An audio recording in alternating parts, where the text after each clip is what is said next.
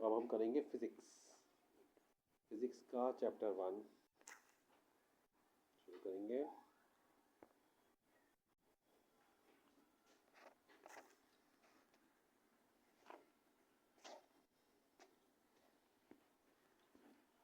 तो अब हम करेंगे फिजिक्स क्लास 12 का चैप्टर 1 में हम कुछ अभी एक एक करके सारे पार्ट्स करते जाएंगे। और ये रहा चैप्टर 1 का इंडेक्स, रोटेशनल डायनामिक्स। इसमें हम क्या क्या कर चुके हैं, 1.11 सेक्शन से, और अब हम करने जा रहे हैं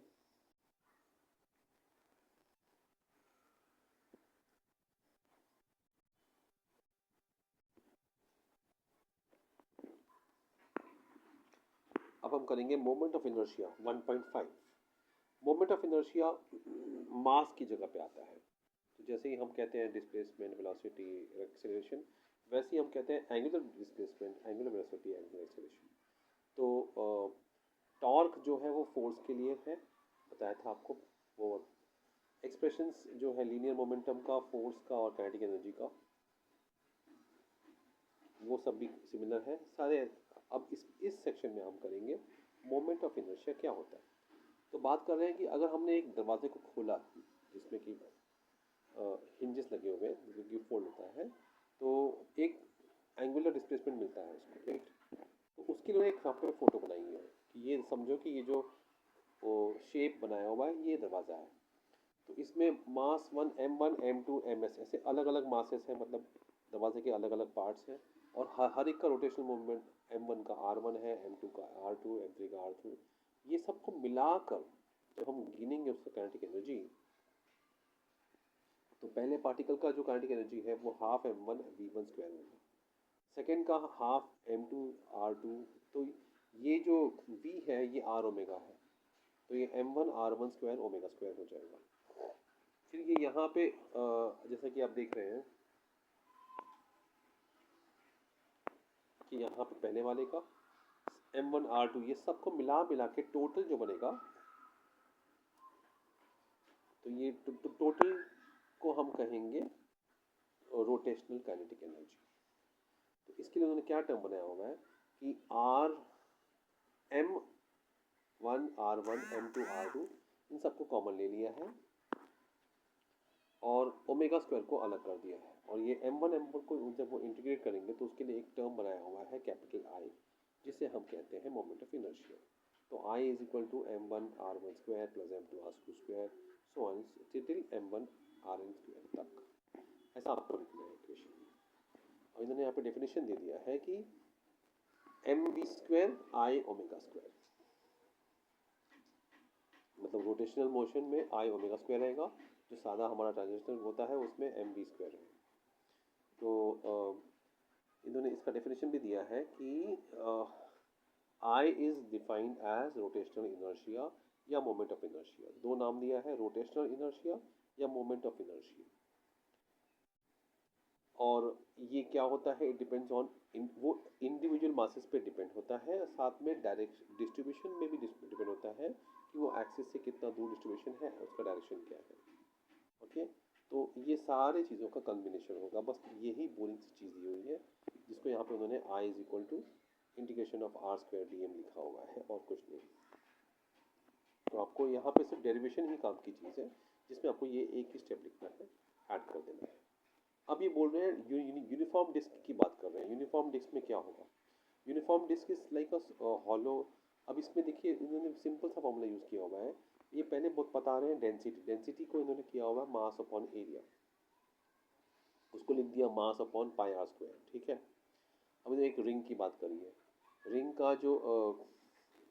का जो डायमीटर है, तो एक तो आर है पूरा कैपिटल आर, और एक स्मॉल आर इंटरनल साइड का जो रिंग का पार्ट होता है वहाँ तक है, और फुल आर जो है वो पूरे रिंग का है। अब इन्होंने क्या किया हुआ है, इस एरिया जो है रिंग का, पट्टी जो बाहर की पट्टी है, उसमें 2 पाई आर तो लिखा हुआ है जो कि सर्कमफ्रेंस होता है, साथ में डी आर लिख दिया हुआ है। तो उन्होंने डी आर भी मेंशन करा हुआ है कि ये जो डी आर है वो ये है, इसका जो देखिए ये जो थिकनेस है इसका, है ना, जो थिकनेस है इसका ये डी, इसकी यहाँ से इसकी इसका जो मोटाई है, जो इसका लेंथ है, वो भी छोटे आर में मिल गया है ना, तो इसीलिए वो उस पर मल्टीप्लाई हो रहा है। अब उन्होंने डेंसिटी में डाल दिया मास अपॉन एरिया, तो d m upon 2 pi r square d r, इससे इनको डी एम मिल गया। ठीक है, अब इन्होंने सारे के सारे को इंटीग्रेशन कर दिया। इंटीग्रेशन करने में क्या होता है ये भी समझिएगा, जरा स्टेप्स को समझ लीजिए अच्छी तरह से। अब आपको लिखना है इंटीग्रेटिंग R0 टू, अब ये लिखने का तरीका देखिए, integrating R0 to r square r n, तो इन्होंने सारा इंटीग्रेशन का एक रूल होता है, इन्होंने डी एम आर स्क्वायर लिखा है, फिर टू दो कांस्टेंट होता है ना, कांस्टेंट ये 2 पाई है, 2 पाई आर, इसको इन्होंने बाहर निकाल दिया। फिर इंटीग्रेशन ऑफ आर क्यूब होता है। अब इंटीग्रेशन ऑफ आर का रूल क्या है, आर स्क्वायर अपॉन 4, तो 2 पाई का वाला बाहर आ गया, आर स्क्वायर अपॉन 4 नीचे आ गया, देखिए यहाँ पे है ना। फिर इन्होंने वो आर को एम, और इन्होंने जो डेंसिटी का फॉर्मूला है यहाँ से ये फॉर्मूला भी ले लिया। अब दोनों फॉर्मूलों को मिला के उनको क्या मिल रहा है, half I is equal to half M R square, I is equal to half M R square. Okay, तो I का value half M R square आ चुका है। तो ये जो हाफ एम आर स्क्वायर आया है ये I की वैल्यू है। आगे चल के भी आपको 1.11 में भी यही मिलेगा। इस तरह से 1.5 खत्म हो जाता है।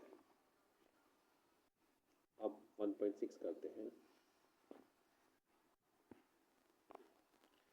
1.6 बहुत ही छोटा है जैसा कि आप देख रहे हैं, और ये बात कर रहा है रेडियस ऑफ गायरेशन की।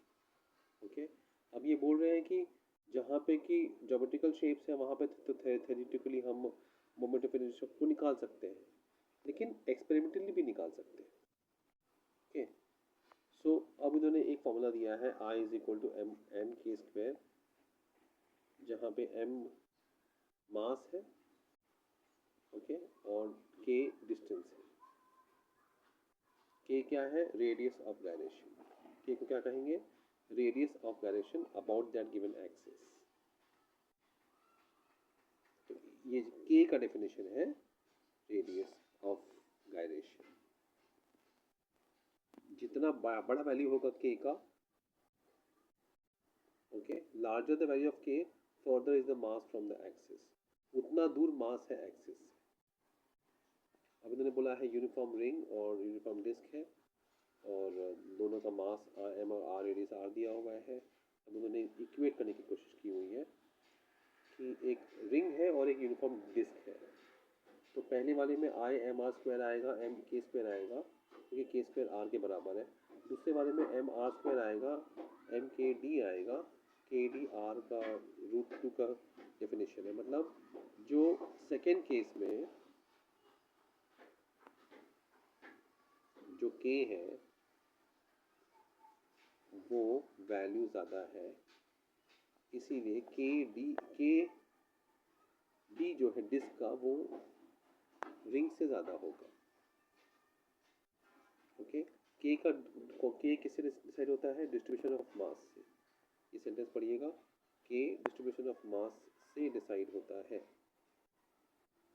अब रिंग में एंटायर मास डिस्टेंस r पे होता है, और जो when you make a disc the mass is distributed between 0 and r। तो इसीलिए वो बोल रहे हैं among any objects of the same mass and radius ring has larger radius of gyration, hence maximum mi। Ring का जो radius of gyration